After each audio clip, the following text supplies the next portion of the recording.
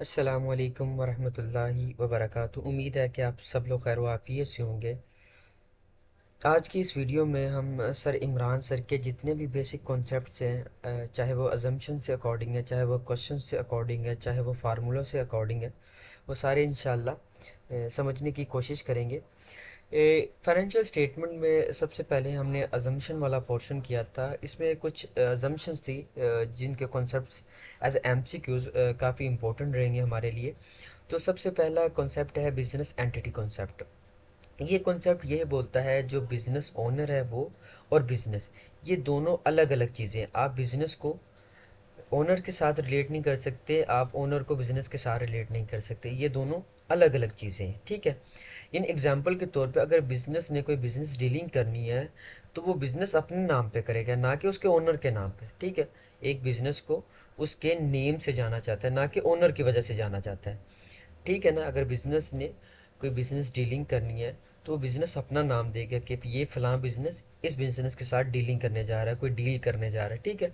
तो business entity concept basic यही है कि बिजनेस का ओनर और बिजनेस दो अलग अलग चीज़ें हैं, एक दूसरे से रिलेट नहीं करना है इसको। ठीक है। फिर उसके बाद जो दूसरा कॉन्सेप्ट है accrual based concept.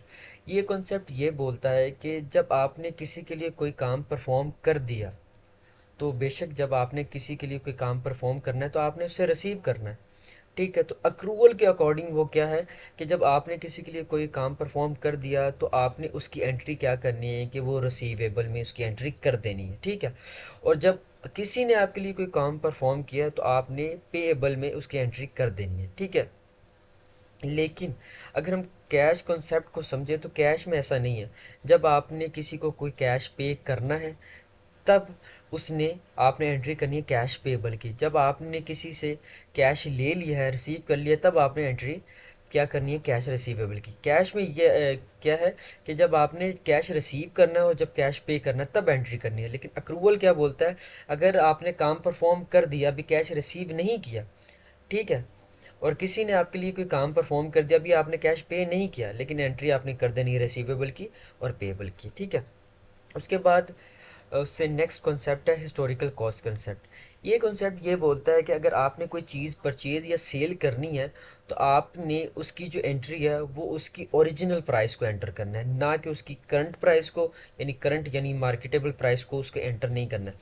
For example अगर आपने कोई बिल्डिंग परचेज़ की है ना 10 लाख की, तो आपने उसको 10 लाख ही एंटर करना है, ना कि उसकी मौजूदा, यानी फ़र्ज़ करें आपने 10 लाख की कोई चीज़ ली है, अब आप उसको 1-2 साल बाद बेचने जा रहे हो तो वो 15-20 लाख की फ़र्ज़ करो हो जाती है।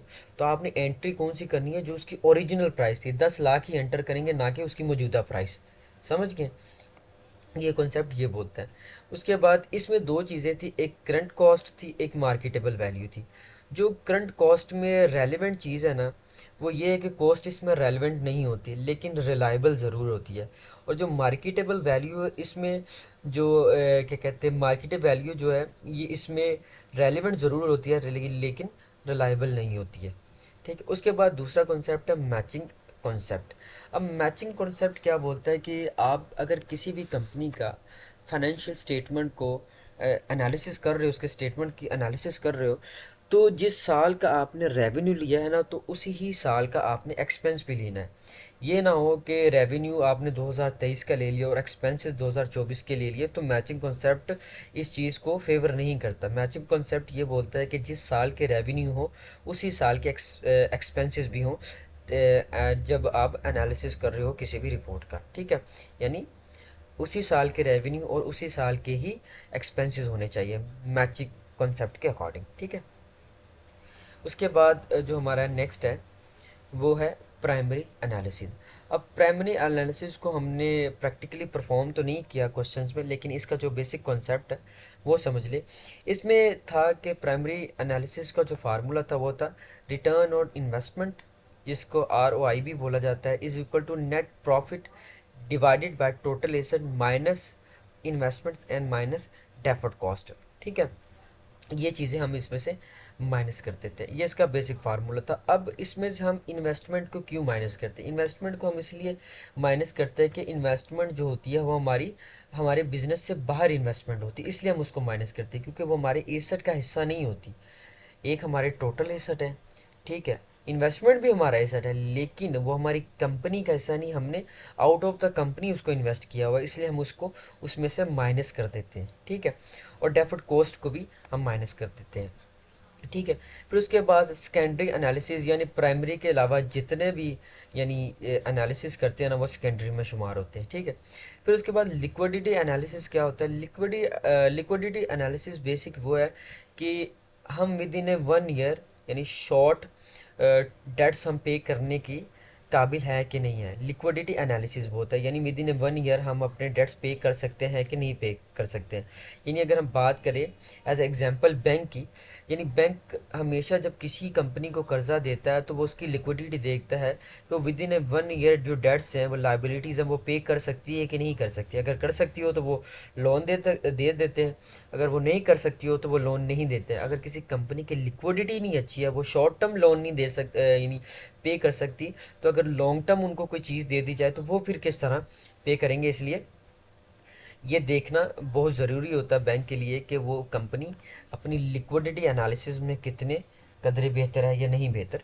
तो लिक्विडिटी एनालिसिस का बेसिक कॉन्सेप्ट क्या है कि with in A 1 year short term loans आप पे करने के काबिल हो कि नहीं हो, ये लिक्विडिटी एनालिसिस बोलता है। उसके बाद क्रॉस सेक्शनल एनालिसिस क्या है कि आप एक वक्त में दो बंदों को रिस्पॉन्स कर रहे हो, यानी आप एक वक्त में दो कंपनी की फाइनेंशियल रिपोर्ट को फिर रिपोर्ट की एनालिसिस कर रहे हो, ये होता है क्रॉस सेक्शन। यानी एक वक्त में यानी दो चीज़ों को रिस्पॉन्ड करना, एक वक्त में दो चीज़ों पर काम करना, ये होता है क्रॉस सेक्शनल एनालिसिस, ठीक। और टाइम सीरीज एनालिसिस क्या होता है कि जिसमें एक को रिस्पॉन्स करना हो, यानी रिस्पॉन्स एक को करना हो लेकिन टाइम ऑफ ड्यूरेशन दो हो। यानी फ़र्ज़ करें आप किसी कंपनी का फाइनेंशियल रिपोर्ट का एनालिसिस कर रहे हैं, तो आप 2023 का भी कर रहे हैं, 2024 का कर रहे हैं, इसमें टाइम क्या है, 2023 एक टाइम है और एक 2024 है। यानी रिस्पोंडेंट एक है लेकिन उसमें टाइम जो है, पॉइंट ऑफ टाइम, वो दो है, एक 2023 है और एक 2024 है। ये टाइम सीरीज़ का, यानी दोबारा समझे, क्रॉस सेक्शनल में क्या होता है कि हम एक वक्त में दो को डील कर रहे होते हैं, लेकिन क्रॉस टाइम सीरीज में क्या होता है कि रिस्पोंडेंट हम एक को ही रिस्पॉन्स कर रहे होते हैं लेकिन पॉइंट ऑफ टाइम डिफरेंट होते हैं, ठीक है।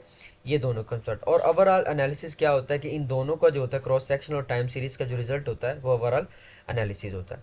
उसके बाद लिक्विडिटी बेसिक वही है कि with in A 1 year short term debts पे करने की एबिलिटी है कि नहीं है, क्योंकि बैंक इस पॉइंट ऑफ व्यू को ही देख के लोन देता है। अब इसको टाइप ऑफ जो लिक्विडिटी है, इसमें बेसिक दो चीज़ें, इंटरनल लिक्विडिटी और एक्सटर्नल लिक्विडिटी। अब इंटरनल लिक्विडिटी यही होती है कि जो कंपनी के इंटरनल लिक्विडिटी है, यानी मेरे ख्याल से जो चीज़ें हैं वो यानी एम्प्लॉयज़ सैलरीज वगैरह, क्योंकि इंटरनल मामला तो उनके वही है ना, जो उन्हें अपने मैनेजर्स को, अपने मैनेजमेंट को पे करने होता है। अगर वो वही नहीं पे कर पाएगी तो फिर कंपनी की लिक्विडिटी कैसे अच्छी हो सकती है? तो कंपनी हमेशा तभी अच्छी है अगर वो इंटरनल लिक्विडिटी पे कर सकती हो, तो वो कंपनी अच्छी होती है। फिर उसके बाद एक्सटर्नल लिक्विडिटी क्या है कि जैसे हम बैंक से लोन वगैरह लेते हैं शॉर्ट टर्म के लिए, वो एबिलिटी है कि नहीं इस कंपनी में कि वो विद इन ए 1 ईयर वो एक्सटर्नल लोन्स वगैरह यानी बैंक को वापस कर सके या ना कर सके, ठीक है।